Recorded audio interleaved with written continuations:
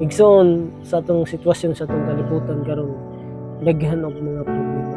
Problema sa pamilya, problema sa kwarta, problema sa relasyon, problema sa trabaho, usahay sa social media, ma-pressure ta, maminaw ta, mutan-aw ta sa mga balita nga mga negatibo.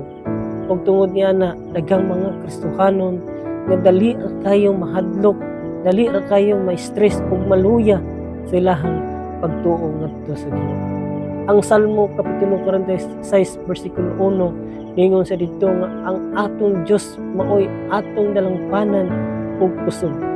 Bisan unsa ka kusog sa atong problema igsuon, mas kusog ang atong Ginoo nga nagkupot kanato. Igsuon ang atong kalig-on sa atong pagtuo wala maggikan sa bahandi, wala maggikan sa kwarta, kung kini naggikan kini diha sa atong Ginoo.